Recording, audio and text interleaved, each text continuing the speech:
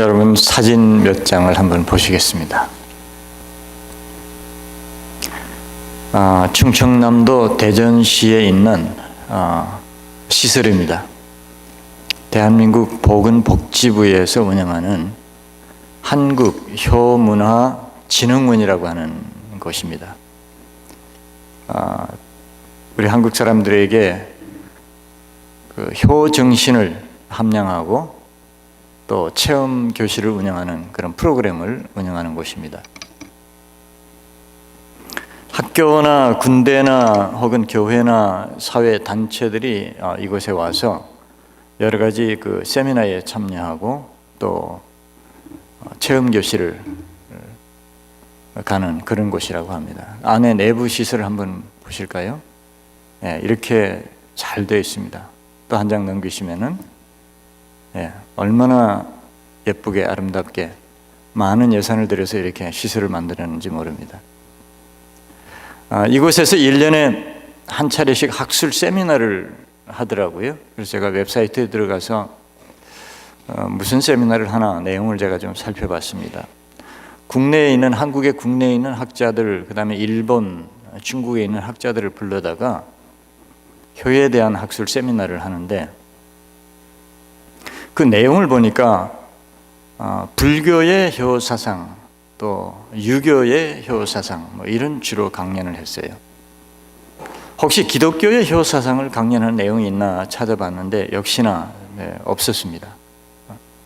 우리 한국에 지금 개신교회가 15.5%, 천주교회가 8%, 합하면은 23%가 기독교 인구인데 기독교에 대한 효에 대한 강연이 없는 것은 아마 지금까지도 우리 한국 사회에서는 기독교라고 하는 종교는 효를 강조하는 종교가 아니다, 그런 인식이 많이 팽배해 있는 것 같습니다. 저는 10대 때에 혼자서 교회를 나갔는데 예수님 만나고 구원을 체험하고 난 뒤에는 열심히 교회에 나가니까 저희 부친께서 완강하게 반대를 하셨습니다. 첫 번째 이유는 부모가 돌아가셔도 제사를 지내지 않는 종교는 불효하는 종교이기 때문에 믿어서는 안 된다.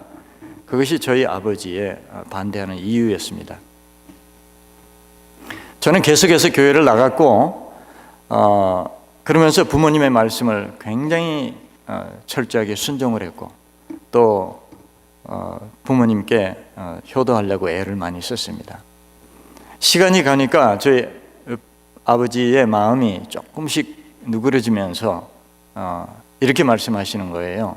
사실 제사 지내는 거 그거 효도라고 할 수 없다는 거예요. 왜냐하면 돌아가신 분이 제사를 지내는지 뭐 음식을 차려놓는지 뭘 알겠느냐고, 다 자기들 잘 먹으려고 하는 짓이라고. 그러면서 진정한 효도는 살아계실 때 해야 되는 거라고, 그게 맞는 거라고 그렇게 얘기를 하시다가 이제 교회를 나오시기 시작했습니다. 우리가 효하면은 중국의 공자를 떠올리게 됩니다. 공자는 효는 백행지본이라, 그래서 인간의 100가지 행위 중에서 가장 으뜸되는 것이 효라, 그 유교의 근간으로 삼았습니다. 근데 사실은 공자가 효의 시조가 아니라 성경이, 우리 기독교 아니면은 우리 하나님의 종교가 효의 원천입니다. 공자는 주전 600년경에 살던 사람인데 그보다도 1000년이 더 앞선 주전 1600년경에 하나님께서 모세를 통해서 10계명을 주시면서 제5계명에 내 부모를 공경하라, 그리하면 이 땅에서 장수하리라 하는 계명을 하나님께서 주셨습니다.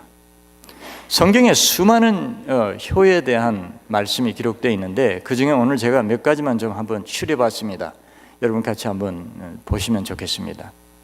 좀 내용이 길기 때문에 제가 먼저 앞에 조금 빠른 속도로 한번 읽어보겠습니다. 내 부모를 공경하라, 그리하면 너의 하나님 나 여호와가 네게 준 땅에서 내 생명이 길리라. 출애굽기 20장 12절.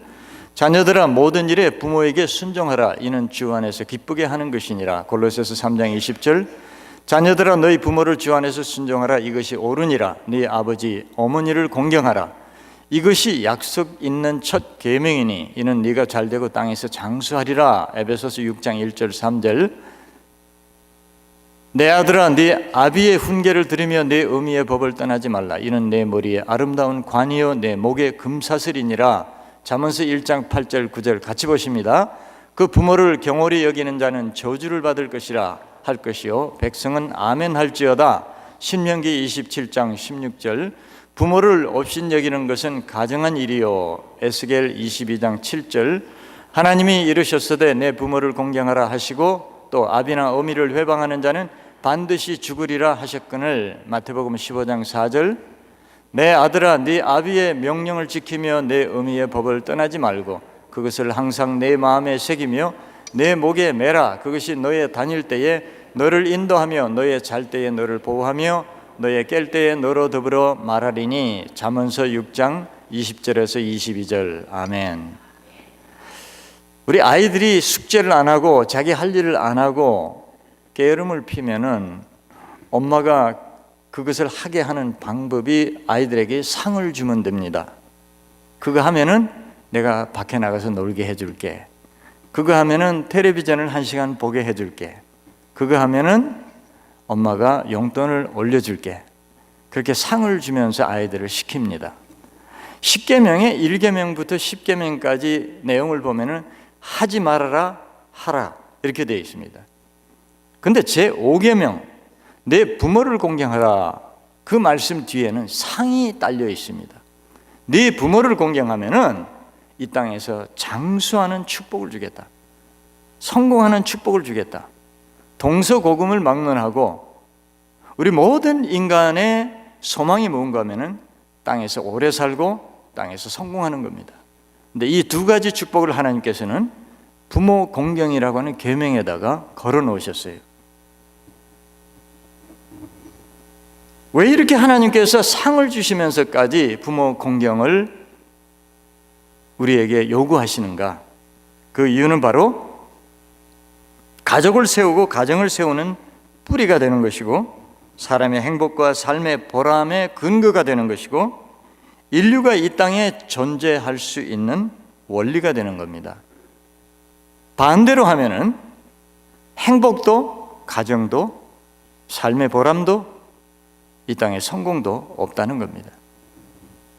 제가 언젠가 여러분들에게 카를 막스의 공산당 선언이라고 하는 책을 보고서 여러분들에게 잠깐 소개를 해드린 것을 여러분 기억하실 것입니다. 공산주의 사회를 실현하는 데 있어서 두 가지 반드시 없애야 되는 게 있습니다. 첫 번째는 사유재산을 없애야 됩니다. 두 번째는 가정을 해체해야 되는 겁니다. 처음 들어보신 분이 계실지 모르겠는데 사유재산이 있으면은 내 것을 욕심을 내기 때문에 남이나 사회를 생각을 안 하기 때문에 공산주의 사회를 이룰 수 없다는 거예요. 사유재산을 없앱니다. 두 번째, 가정을 강조하고 가정을 중요시하게 생각하면은 내 가족 중심의 이기심이 생기기 때문에 남을 등한시하고 사회를 등한시하기 때문에 가정을 강조하면은 공산주의 사회를 이룰 수 없다는 겁니다. 사유재산을 없애려면 뺏어버리면 되는데 가정을 깨트리려면 어떻게 해야 되느냐?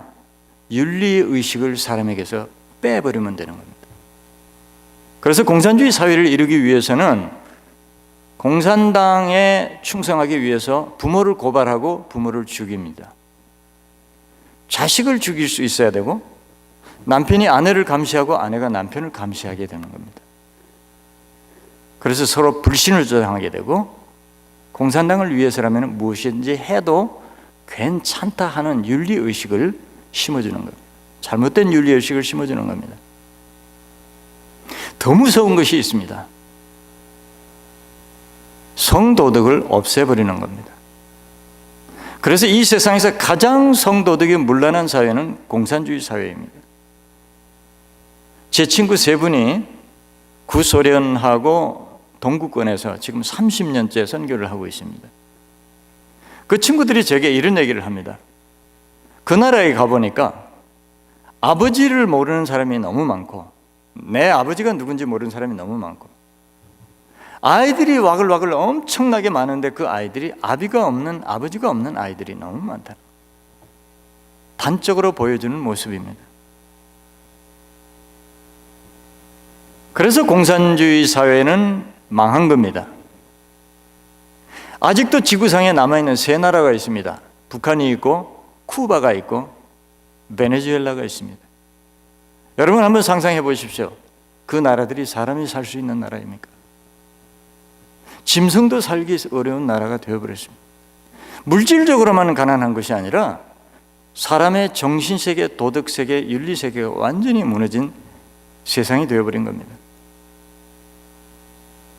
아이러니한 것은 종주국인 러시아와 중국은 그렇게 하다가는 망할 것 같으니까 은근히 지금 자본주의 흉내를 내면서 겨우 지금 버티고 있습니다.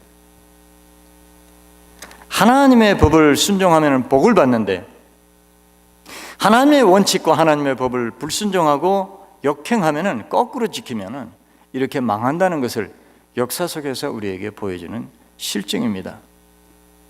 한국의 모 기관에서 직장인 1188명을 대상으로 설문조사를 했습니다. 국내에서 가장 존경하는 인물이 누굽니까? 물었더니 이순신 장군이라고 대답했고, 세계적인 인물 중에서 제일 존경하는 인물이 누굽니까? 했더니 미국의 아브라함 링컨 대통령이라고 대답을 했답니다.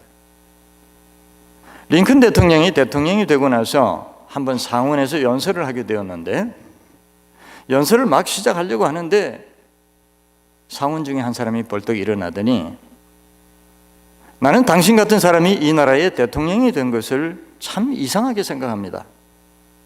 그러면서 자기 구두를 벗어들면서 이 구두는 당신 아버지가 제게 만들어준 구두입니다. 저는 당신이 대통령에 재임하는 동안에 당신 아버지가 구두 수선공이었다는 걸 잊어버리지 않았으면 좋겠습니다. 망신을 주려고 그렇게 얘기를 하니까 회중에서 키득키득 웃는 소리가 났습니다. 그때 링컨이 그 사람을 향해서 이렇게 대답을 했습니다. 정말 고맙습니다. 제가 너무 바빠가지고 제 아버지를 잠깐 잊고 있었는데 제 아버지를 기억나게 해주셔서 너무 고맙습니다. 제 아버지는 참 훌륭한 아버지였습니다. 그리고 저는 이 세상에서 제 아버지를 가장 존경합니다. 역사가들이 하는 말은 링컨의 아버지는 학교라고는 가본 적이 없는 무학자였고 무능하기 이를 데 없어서 자기 재산까지 남에게 뺏기고 가족을 어려움에 처하게 했던 아버지라고 합니다. 그런데 한 가지 그 아버지에게 좋은 점이 있었는데 그것은 아주 말을 잘하는 재담가였다고 그럽니다. 그 동네 사람들이 링컨 아버지가 얘기를 너무 재밌게 하니까 사람들이 찾아와가지고 링컨 아버지에게 얘기를 해달라고 할 정도로 말을 잘했다고 그래요. 링컨을 연구한 사람이 나중에 말하기를 링컨이 그렇게 훌륭한 연설가가 된 것은 그 아버지의 재담 실력을 물려받아서 그렇다, 그렇게 해석을 했습니다. 배우든 못 배우든 성공하든 성공하지 못했든 잘났든 못났든 우리의 부모님은 우리에게 있어서 가장 위대한 스승이고 우리에게 있어서 가장 훌륭한 인생의 멘토입니다. 이 세상에 어느 부모가 자기 자식이 망하도록 가르치며 이 세상에 어느 부모가 자기 자식이 위험에 처하도록 인도하겠습니까? 반대로 말하면 부모의 말을 잘 들으면 반드시 성공하게 되어 있고 부모의 말을 잘 들으면 반드시 건강하고 오래 살게 되어 있다는 얘기입니다. 앞에서 한국 정부의 효문화진흥원에 대한 얘기를 하면서 제가 기독교 효사상을 가르치는 곳이 없다고 말씀을 드렸는데 사실은 제가 자료를 좀 찾아보니까 이런 게 나와요. 한번 보실까요? 네, 효성경이라는 게 있습니다. 보신 분이 계시는지 모르지만은 아마 제가 보지는 못했는데 내용이 짐작하기로는 그 기독교에 나오는 효사상을 중심으로 한 해설 성경이 아닌가 그런 생각을 합니다. 그 다음에 또 보니까 이런 건물이 있어요.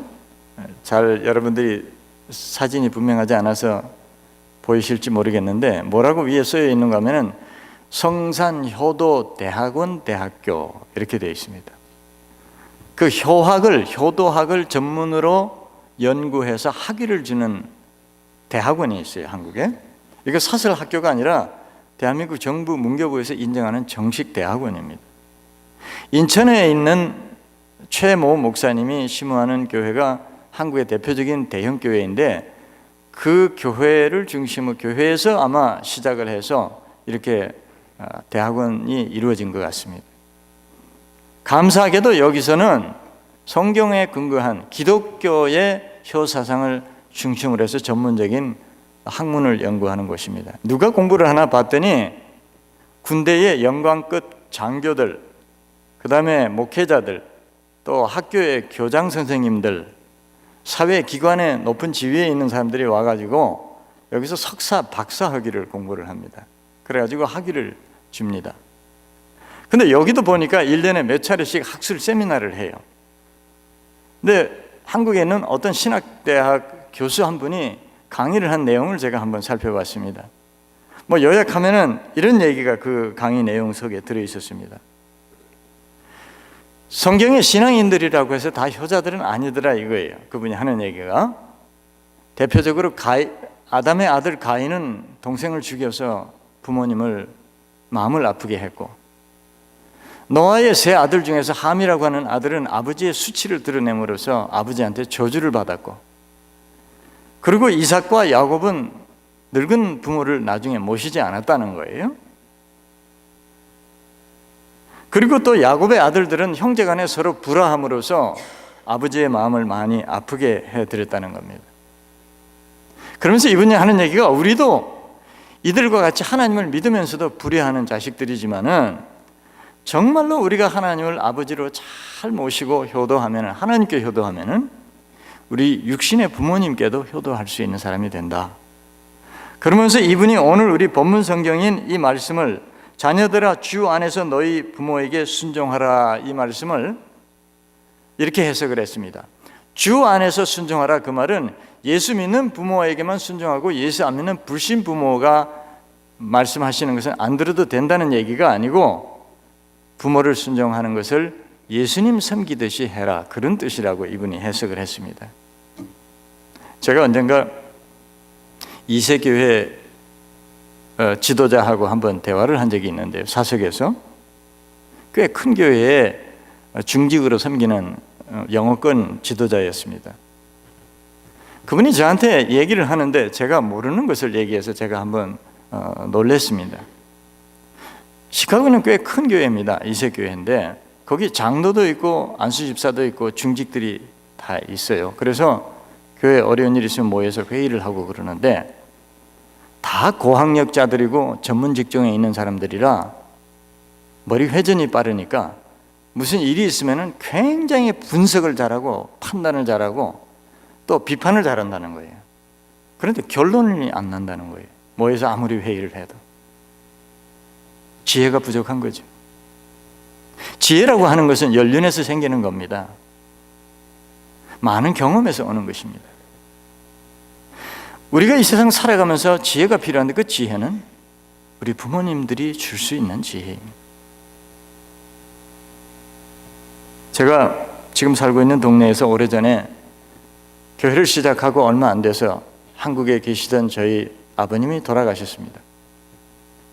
임종도 지켜보지 못하고 장례식도 비행기표를 갑자기 구하지 못해서 참석을 못하고 장례식이 다 끝난 뒤에야 갔다가 오니까 마음이 너무 좋지 않고 마음이 아파서 한동안 굉장히 힘들어하고 있었는데 타주에서 어떤 장로님 가족이 이사를 오셨어요. 장로님이 연세가 저희 돌아가신 아버님하고 거의 비슷했던 것 같습니다. 근데 그 장로님은 부인 권사님이 일찍 돌아가시고 아들 집에 같이 사시는데 아들 내외는 아침 새벽같이 비즈니스 하느라고 나가고 밤 늦게까지 있다가 돌아오고, 이 장로님은 아주 어린 손주 셋을 집에서 돌보고 계시는 거예요. 연세 많으신 장로님이. 그 손주들 밥 챙겨 주시고 학교 보내고 빨래하시고 청소하시고, 근데 운전도 못 하시니까 밖에 나가지도 못하시고 집에만 계시는 거예요. 그 제가 너무 안타까워서 낮에 그 장로님 만나서 서로 말벗도 대어드리고, 또 장로님 모시고 가서 짜장면도 사드리고, 또 장로님 병원 가신다 그러면 제가 모시고 가고, 얼마나 이 장로님이 좋아하시고 얼마나 저를 예뻐하시는지요. 그래서 저를 아들처럼 그렇게 사랑해 주셨습니다. 저는 또 마침 아버지 가신 뒤에니까 그 장로님 아버지처럼 제가 모시고 그렇게 참 부자간의 정을 나누면서 한 1년 반을 지났는데 어느 날 아침에 그 장로님이 의자에 앉은 채로 주무시듯이 하늘나라 가셨어요. 근데 이상하게 그 장로님이 가시고 나서 교회가 점점점 부흥하기 시작했습니다. 제가 지금도 생각하는 것이 하나님이 그때 제게 선물을 주신 것이 아닌가 그런 생각을 했습니다. 제가 교회에서 선교사님들에게 선교비를 조금씩 지원하고 있었는데 그 선교비를 보내느라고 우체국에 갔습니다. 언젠가. 그날따라 보니까 우체국에 사람들이 줄을 굉장히 길게 서 있어요. 그래서 한참을 기다려서 이제 직원에게 갔는데 제가 직원에게 그렇게 물었어요. 오늘 무슨 날인데 이렇게 손님이 많으냐고. 그때는 그 직원이 저를 가만히 이렇게 쳐다보고 있더니 내일이 마더스데이인 줄 너 몰랐느냐고. 내가 너한테 리마인드 시켜주니까 너 똑바로 기억하고 있으라고 저한테 충고를 하는 거예요. 그래서 제가 참 부끄러웠습니다. 근데 그때 갑자기 제 손에 선교사들에게 보내려고 들고 있던 헌금이 들려 있었는데 한국에 계시는 저희 그때 어머니가 살아 계셨는데 어머니 생각이 나는 거예요. 선교사에게 보낼 선교비는 들려 있는데 한국에 살아 계신 제 어머님께 드릴 선물은 없었어요. 제가 그때 생각하기를 내가 이래도 목사인가? 내가 이래도 자식인가? 그런 생각을 했습니다. 그러다가 문득 성경 마가복음 7장 10절 말씀이 생각이 났는데 거기에 보면은 바리새인들이 자기 부모에게 드리는 것을 부모에게 안 드리고 하나님께 헌금을 해놓고서는 고르반, 그 고르반이라고 하는 말은 제물이라는 뜻입니다. 그러니까 하나님께 드리면 된다. 그러면 부모에게 안 드려도 된다. 그렇게 가르쳤다는 거예요. 그 예수님이 그거를 책망을 하십니다. 그거 잘못됐다고. 제가 그 성경을 읽을 때마다 궁금했던 것은 아니 부모님께 드릴 거를 왜 부모님께 안 드리고 하나님께만 드렸는가?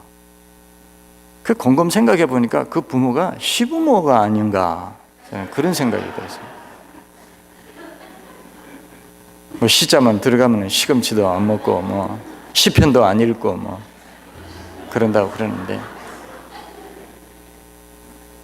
시부모이든 친부모이든 설령 내 육신의 부모가 아니래도 부모님 섬기는 것은 반드시 하나님 앞에 그 대가 아름다운 복을 받는다는 것. 오늘 성경이 우리에게 말씀해 주시고 계십니다.